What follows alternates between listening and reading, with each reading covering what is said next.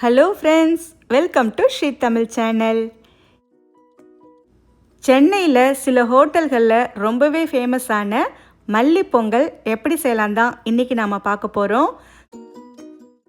மணக்க மணக்க இந்த மல்லி பொங்கலோட சேர்த்து தேங்காய் சட்னி மட்டும் கொடுத்து பாருங்கள், வேணும் வேணும்னு கேட்டு வாங்கி சாப்பிடுவாங்க.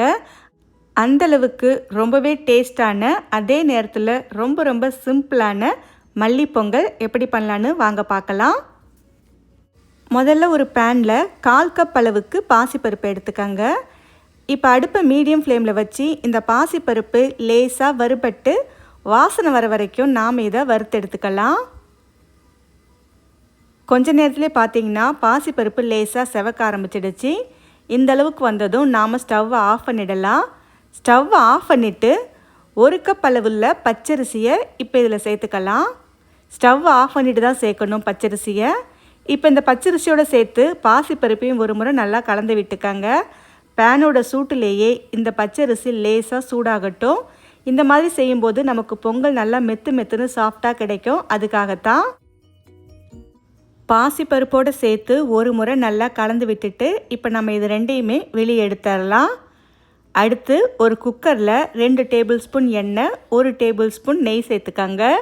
எண்ணெய் சேர்க்கும்போது வாசனை இல்லாத எண்ணெயாக பார்த்து சேர்த்துக்கங்க.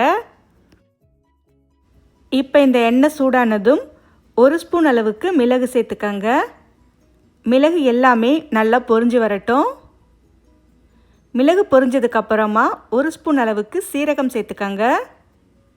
சீரகம் வெடித்ததுக்கப்புறமா பொடியாய் நறுக்கிய இஞ்சி 1 ஸ்பூன் அளவுக்கு சேர்த்துக்கங்க.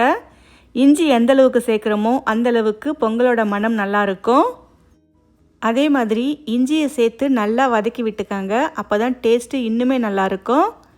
இஞ்சி நல்லா வதங்கி வந்ததுக்கு அப்புறமா ஒரு கொத்து கருவேப்பிலை சேர்த்துக்கலாம். கூடவே ஒரு 1/4 ஸ்பூன் அளவுக்கு பெருங்காயத்தூள் சேர்த்துக்கங்க. இப்போ சேர்த்த கருவேப்பிலை, பெருங்காயத்தூள் ரெண்டையுமே ஒரு முறை நல்லா கலந்து விட்டுக்கங்க. அடுத்து ஒரு சின்ன கைப்பிடி அளவு கொத்தமல்லி தழை, கூடவே 2 பச்சை மிளகாய்.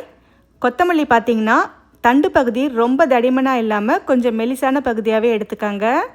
இப்போ இது ரெண்டையுமே மிக்சி ஜாரில் சேர்த்து கொஞ்சமாக தண்ணி சேர்த்து இந்த மாதிரி அரைச்சி எடுத்துகிட்டு வந்துடுங்க. இப்போ அந்த அரைச்ச விழுதை குக்கரில் சேர்த்துக்கலாம். குக்கரில் சேர்த்து ஒரு முறை எண்ணெயில் நல்லா கலந்து விட்டுக்கங்க. இது ரொம்ப நேரம் வதக்கணுன்னு அவசியம் இல்லை. சூடான எண்ணெயில் ஒரு முறை நல்லா கலந்து விட்டாலே போதும். அடுத்து நாம் கலந்து வச்ச அரிசி பருப்பு ரெண்டையுமே நல்லா 2-3 தடவை கழுவிட்டு தண்ணியை சுத்தமாக வடிகட்டிட்டு இப்போ சேர்த்துக்கங்க. அரிசி பருப்பு சேர்த்ததும் திரும்ப ஒரு முறை எல்லாமே சேர்ந்து வர மாதிரி எண்ணெயில் லேசாக கலந்து விட்டுக்கங்க. அடுத்து பொங்கலுக்கு தேவையான அளவு தண்ணி சேர்த்துக்கலாம்.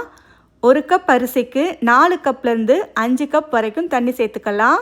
4 கப் சேர்த்திங்கன்னா கொஞ்சம் இருகலாக இருக்கும். 5 கப் சேர்த்திங்கன்னா ரொம்பவே கொஞ்சம் தண்ணியாக இருக்கிற மாதிரி இருக்கும். நான் இன்றைக்கி 4 கப் அளவுக்கு தண்ணி சேர்த்துக்கிறேன்.